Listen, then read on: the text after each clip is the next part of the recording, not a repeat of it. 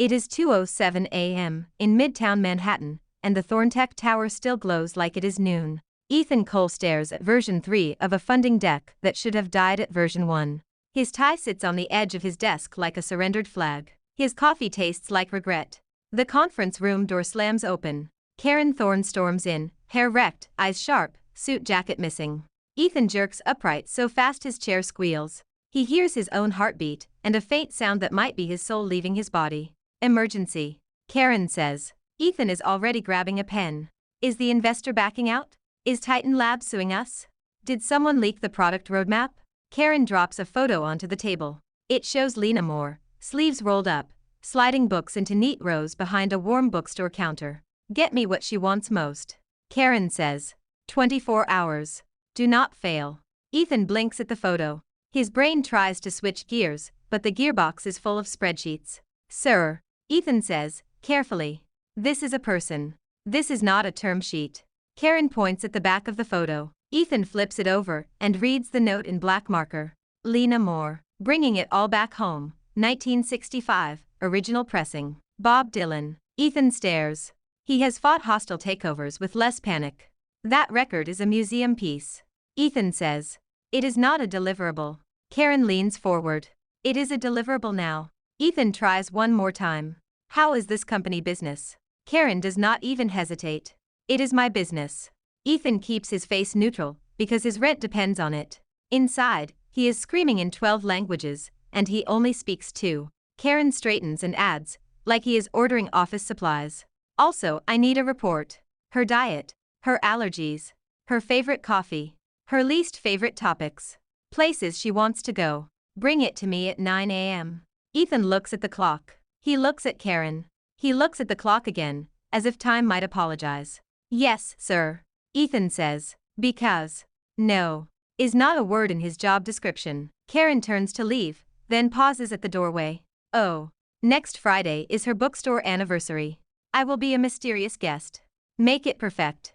The door closes. The silence returns. It feels personal. Ethan drops back into his chair. He opens a browser tab, then another, then 10 more. He types. 1965 bringing it all back home original pressing price.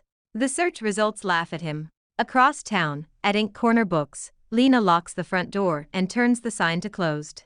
Maya Rodriguez counts the cash drawer while chewing gum, like it owes her money. Tell me you noticed him. Maya says. Lena tilts her head. Noticed who? The Thorntech guy. The CEO. The one who bought 3 books and mispronounced every title. He called 100 Years of Solitude, 100 Years of Sadness. Lena laughs softly. It was cute, in a tragic way. Maya leans on the counter.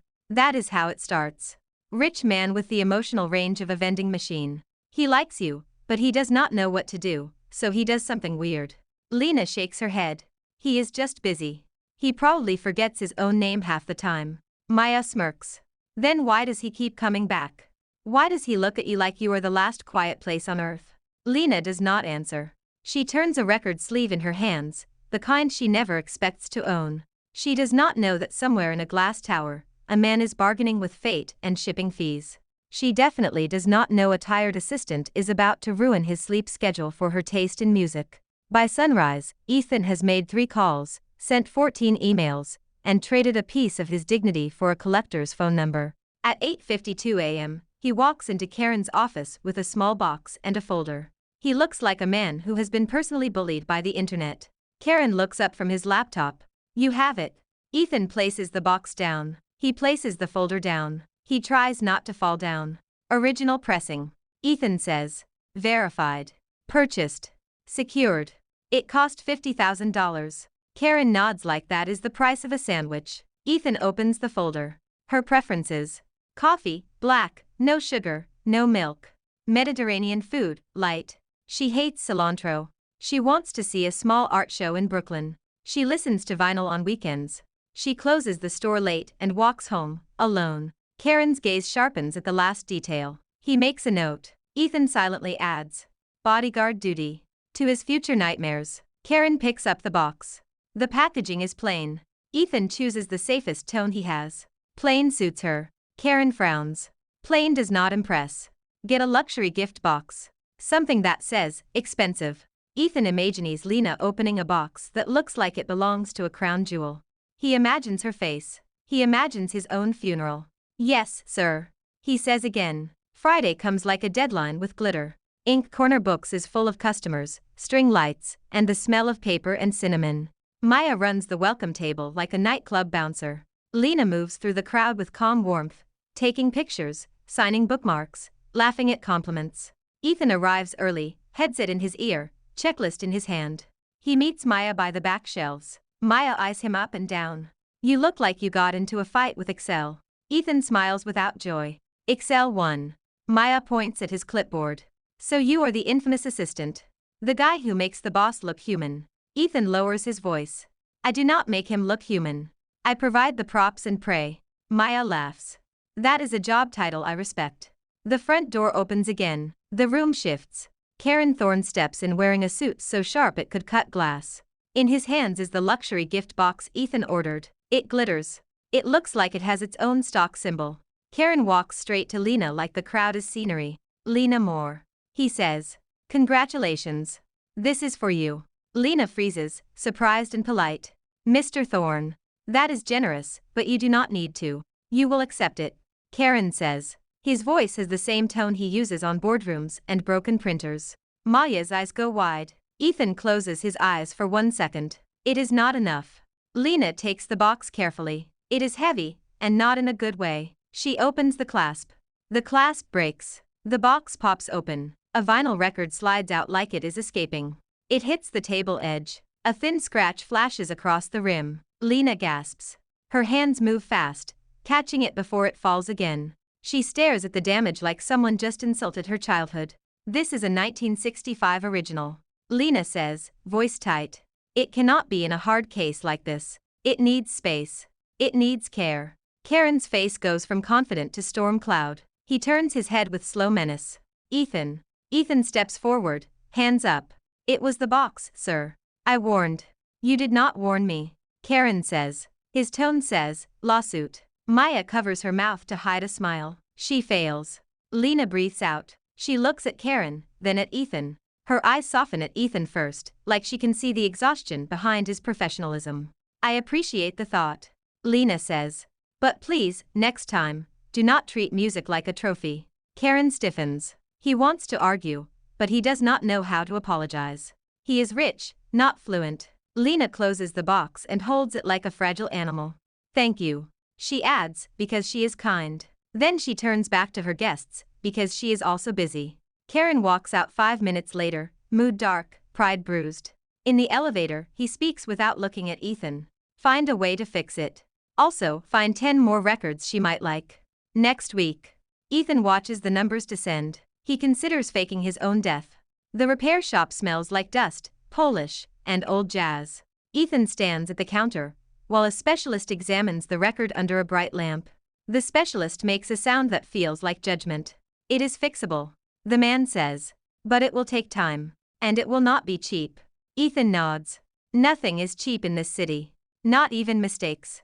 A week later, Ethan returns with the repaired record and a stack of 10 carefully chosen albums. He refuses the luxury box. He chooses brown paper, twine, and a plain note card. It looks humble. It looks like Lena. He writes, in clear block letters, because his handwriting is tired but sincere, to Lena. "The record is repaired by a professional. These are picked with your taste in mind. No hard cases this time." From Ethan Cole, the tool guy on night shift. He pauses. He adds a line. "Also, please do not let him buy another glitter box." He seals the package. Ink Corner Books is quiet when he arrives. Lena is behind the counter, sorting returns.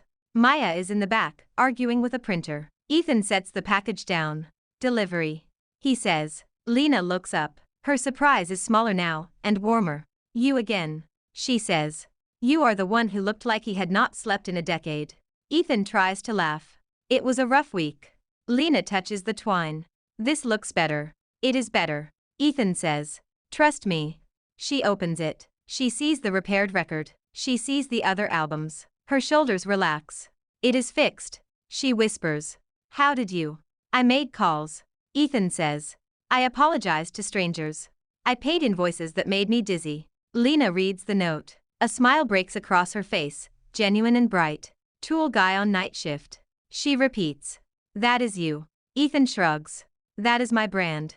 Maya appears, waving a paper jam like a weapon. She stops when she sees Ethan. Then she sees Lena smiling. Oh, Maya says. So the assistant is the romantic one. Ethan points at the package. This is not romance. This is damage control. Lena looks at him, amused. You put thought into it. That counts. Ethan does not know what to do with that, so he defaults to honesty. Your taste is good. Your boss is not. Lena laughs. It is a sound Ethan has not heard in a conference room, ever. Before he leaves, Lena gestures to a poster by the register. It advertises a limited edition tote bag from a local band, sold only this weekend. Maya groans. Do not tell me your boss will want that too. Lena laughs. He does not even know the band. It is fine. Ethan hears the words limited edition, and his eyelid twitches. He can already see himself standing in a line at dawn, holding a thermos and questioning his choices. He tries to change the subject. Your store is nice, he says. It feels like the opposite of my office. Lena's smile turns gentle. I built it so people can breathe. Books do that. They slow down the noise. Ethan nods. That sounds illegal in tech. Maya snorts. If your boss learns to breathe, we will throw a parade. Karen arrives 10 minutes later, because of course he does. He walks in holding nothing. No box, no bouquet, no plan. He stops in front of Lena. His eyes dart to Ethan, then back. I hear you liked the fix. Karen says. I did. Lena replies. Thank you. Karen nods once, satisfied. Then he adds, like an executive memo. Next, I will see you again. Naturally. 3 times a week. Places you like. It will not be obvious.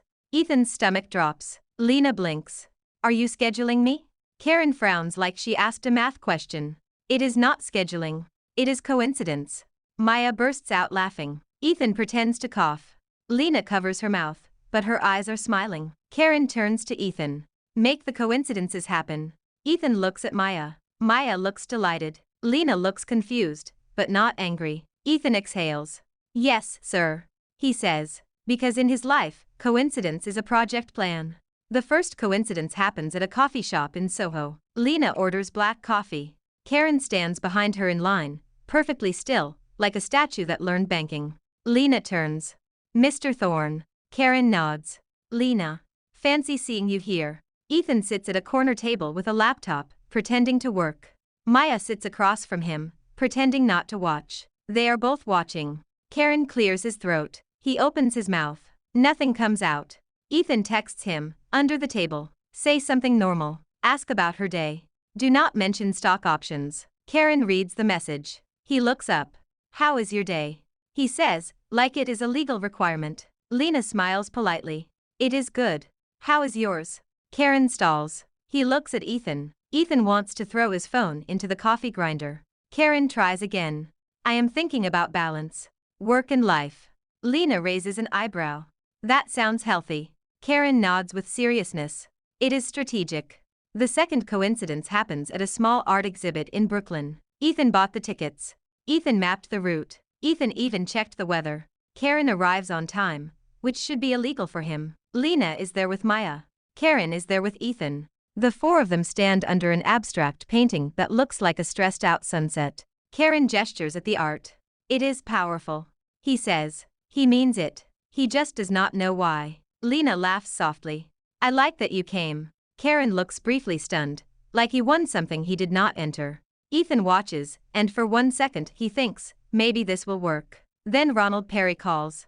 Ethan's phone vibrates. His boss does not notice. The universe, however, does. Ronald's voice blasts through the line. Ethan, I need revisions. Tonight.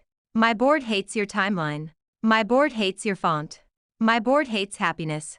Ethan stares at the art. The art stares back, equally distressed. I am at an event. Ethan says through clenched teeth. It is personal. Ronald snorts. Then make it professional. Send me the revisions in 2 hours. Ethan hangs up. He smiles at Maya like a man trying not to explode.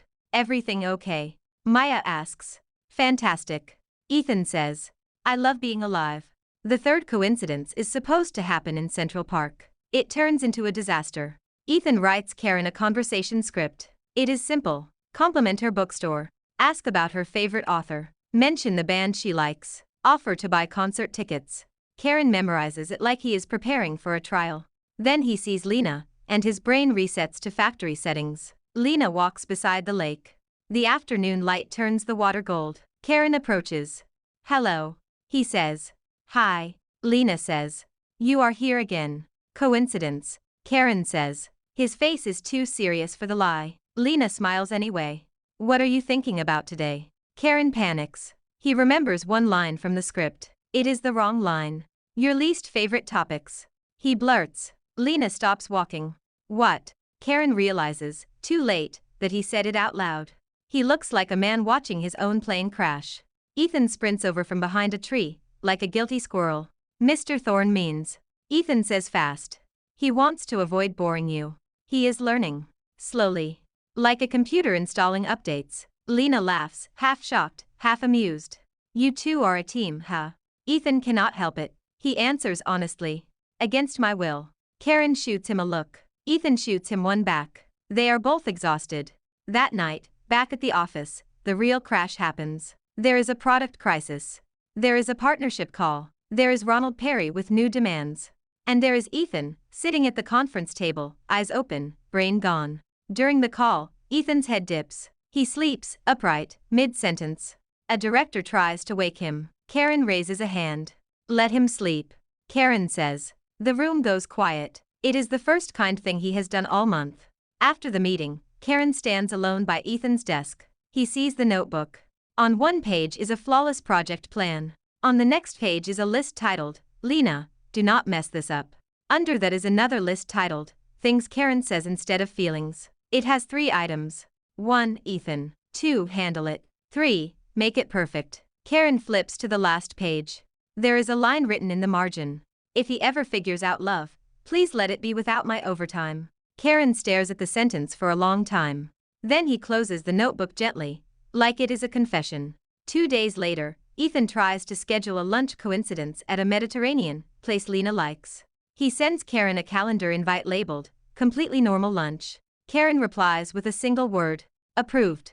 Lena arrives and finds Karen already seated with a menu open like a battle plan. He points at a dish. I ordered this, he says.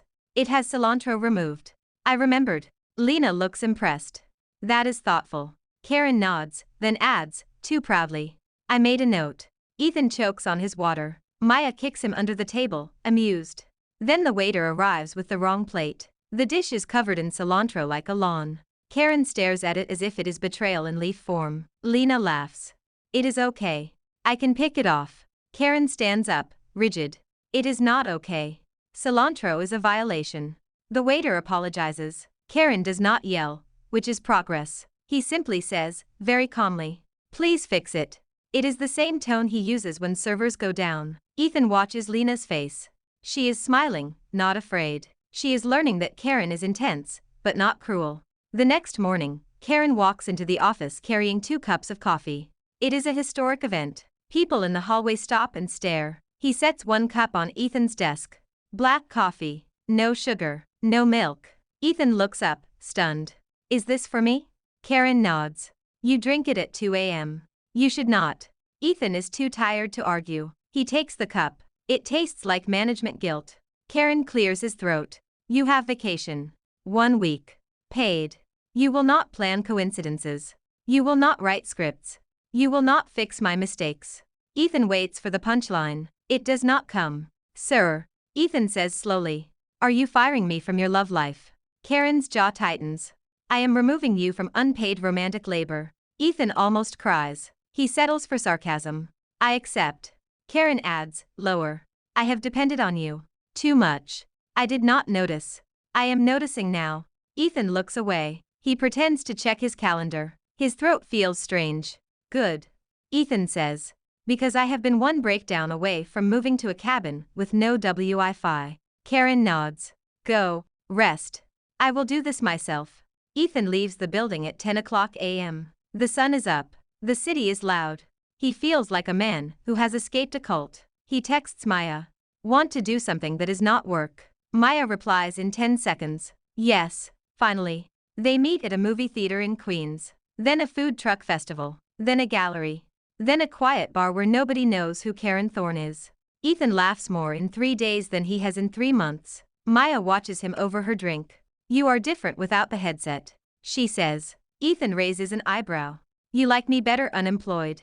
I like you better human, Maya says. Ethan smiles. For the first time, it reaches his eyes. Meanwhile, Karen tries to pursue Lena without outsourcing his personality. On day 2 of Ethan's vacation, Karen attempts to make Lena coffee in his penthouse kitchen. He watches 3 videos. He buys a grinder that costs more than a used car. He still burns the beans. The smoke alarm screams. Karen stares at it, offended.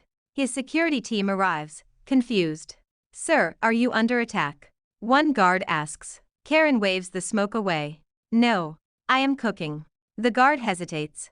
Should we call someone? Karen's voice turns flat. Absolutely not. He opens every window. He throws the ruined beans into the trash like they insulted him. Then he orders the same coffee from the small roaster and pretends he did not almost set his home on fire. When he brings the beans to Lena, he does not mention the smoke. Lena does not ask. She just smiles and says, "Next time, I will teach you." It is painful. It is also kind of brave. He goes to Ink Corner Books alone. He buys a book. He says the title correctly. Lena looks impressed, which is pathetic, but real. He asks about her anniversary event. He listens. He does not interrupt. When she talks about music, he asks questions instead of ordering answers. One afternoon, he shows up with a bag of coffee beans from a small roaster. No glitter. No trophy box. I asked the barista. Karen admits. They said you like this. Lena takes the bag. Her fingers brush his. He looks startled, like Contact is a new app he has not installed. Thank you, Lena says. This is thoughtful. Karen swallows. It is not a strategy, he says. It is just you. Lena's face softens. She does not run. She does not laugh. She just looks at him like he is finally speaking a language she understands. When Ethan returns to the office after his week, he finds Karen in the conference room practicing a sentence out loud. I want to spend time with you, Karen says. He says it again, slower. He hates it. He says it again anyway. Ethan pauses at the door. He should not be moved. He is moved. Karen sees him. He stops, embarrassed. Do not tell anyone. Ethan holds up his hands. I will not. But I will charge consulting fees if you ask me for scripts again. Karen almost smiles. Fair. Ethan walks away. His phone buzzes. Maya has sent him a selfie from the bookstore, holding a stack of romance novels and making a face. He laughs. He thinks, maybe my life is not only deadlines. Maybe it can be something else. Ronald Perry does not care about romance. Ronald Perry cares about control. On Monday morning, he storms into Thornteca's lobby like he owns the place. He announces he might cancel the partnership because, in his words, the CEO has been distracted by feelings. Karen holds his composure. Ethan reads the room and realizes this is not just a client tantrum. This is leverage. Ronald sits in the boardroom, arms crossed. I want results, he says. And I do not want your company turning into a dating show. Karen begins to respond, but Ethan speaks first. It is a risk. It is also a relief. We can give you results, Ethan says. And we can give you culture. You keep asking for something that looks like long-term value. So we build it. Ronald narrows his eyes. Build what?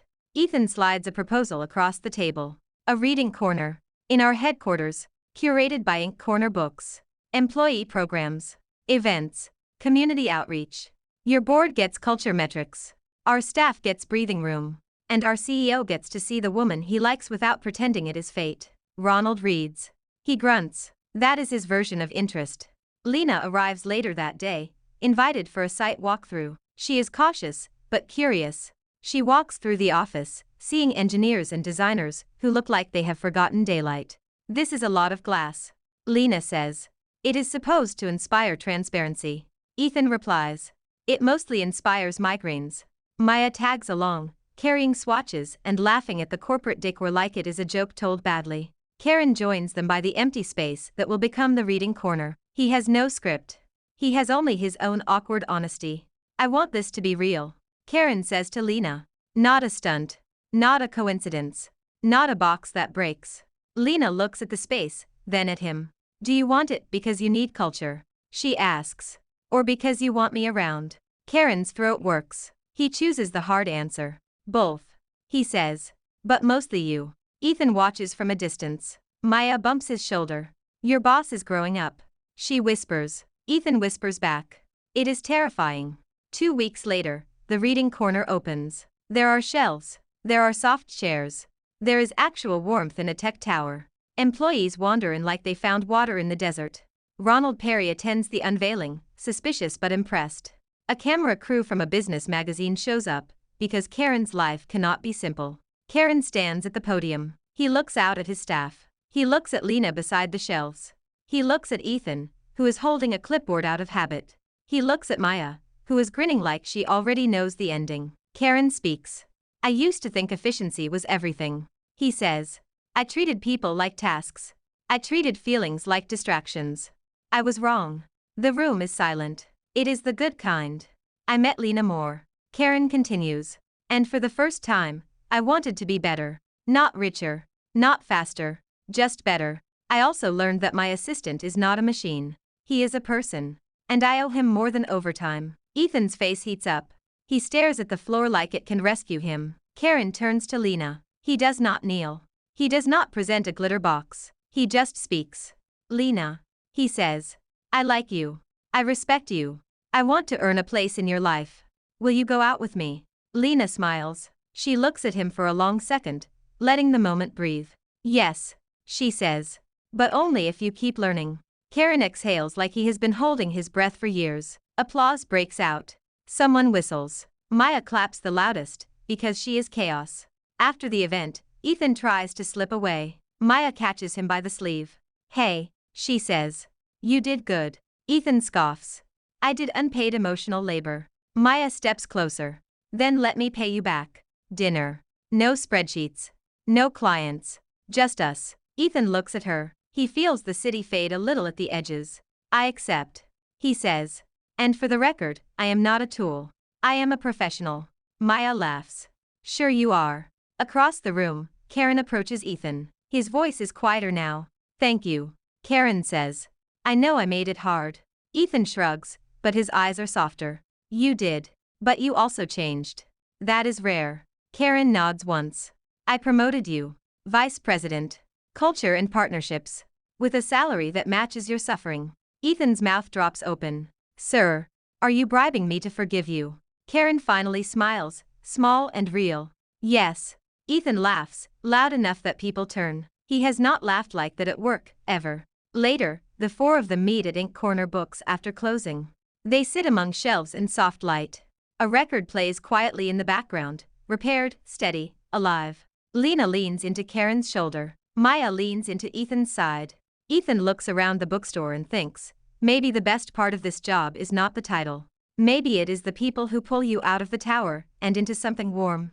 Outside, New York keeps rushing. Inside, for once, everyone slows down. A month later, the reading corner becomes a strange kind of sanctuary. Engineers argue about novels. Designers trade poetry lines in the break room. Someone starts a book club called Sleep is Not Optional. Ronald Perry attends one meeting by accident and acts like he meant to be there. He still complains, but his complaints have softened edges.